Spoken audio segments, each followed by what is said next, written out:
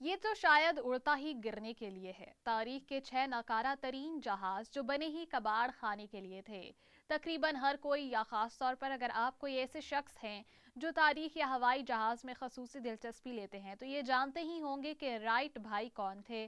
اگر آپ نہیں جانتے کہ وہ کون ہے تو وہ تاریخ کے سب سے معروف ہوائی جہاز ڈیزائنر ہیں، لیکن اس کے باوجود بالآخر کامیاب ہونے سے پہلے وہ متعدد بار ناکام ہو گئے۔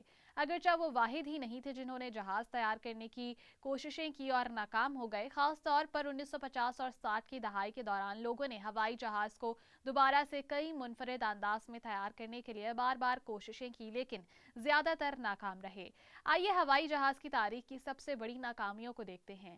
یہ طیارہ جب تخلیق کیا جا رہا تھا اس وقت لوگوں کو اس سے بہت سی امیدیں وابستہ تھیں۔ یہ طیارہ فتح کی علامت کے طور پر تیار کیا گیا تھا۔ اس طیارے کے نام میں جو اگر بات کی جائے، نام موجود 75 جنگ کے عظیم فرانسیسی ہتھیار 75 mm کے بندوق سے لیا گیا تھا۔ اس طیارے کو مختلف جہازوں کے حصوں کو ملا کر تیار کیا گیا، لیکن بدقسمتی سے یہ کارکردگی کا مظاہرہ نہ کر سکا جس کی لوگوں کو امید تھی، اس لیے فوراً ہی ناقابل استعمال قرار دے دیا گیا۔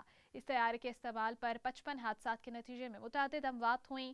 یہ اب تک بنائے گئے بدترین طیاروں میں سے ایک ہے۔ اس طیارے میں مسئلہ یہ تھا کہ اس کے دروازے باہر کی جانب کھلتے تھے، نہ کہ اندر کی جانب سے، جس کی وجہ سے انہیں مناسب انداز میں بند کرنا مشکل ہوتا تھا۔ 1972 میں ایک اڑان کے دوران دروازہ کھلا اور یہ 1974 میں دوبارہ ہوا۔ 1979 میں ٹیک آف کے دوران ایک ونگ اس طیارے سے گر گیا۔ اس طیارے کو محفوظ تر کرنے کے لیے بہت ساری تبدیلیاں کی گئیں۔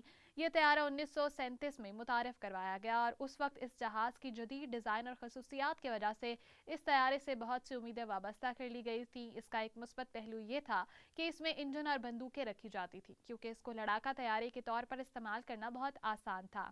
تاہم بدقسمتی سے یہ طیارہ تیزی سے گرم ہو گیا، جس کی وجہ سے اس کا خراب ڈیزائن قرار پایا۔ اس کے علاوہ اندر بندوق نے فائرنگ بھی شروع کر دی، جس سے جہاز کے اندر بھی دھواں بھر گیا۔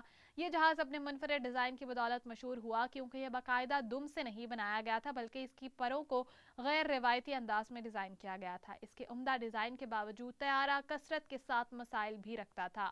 اگرچہ اس جہاز کی رفتار تیز تھی، لیکن یہ اونچائی تک نہیں جا سکتا تھا اور نہ ہی لمبے وقت تک ہوا میں پرواز کر سکتا تھا۔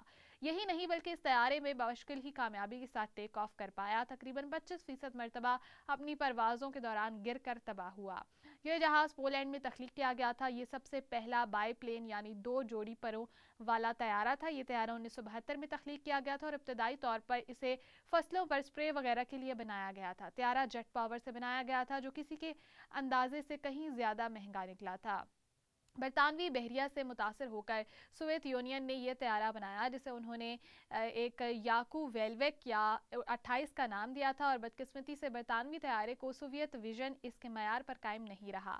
جب باہر موسم گرم ہوتا تھا تو طیارہ صرف 15 منٹ تک ہوا میں رہ سکتا تھا۔ بہتر موسم میں طیارہ پھر بھی صرف 800 میل دور اڑ سکتا تھا، اور جبکہ اس جہاز میں کوئی ہتھیار بھی موجود نہیں تھا۔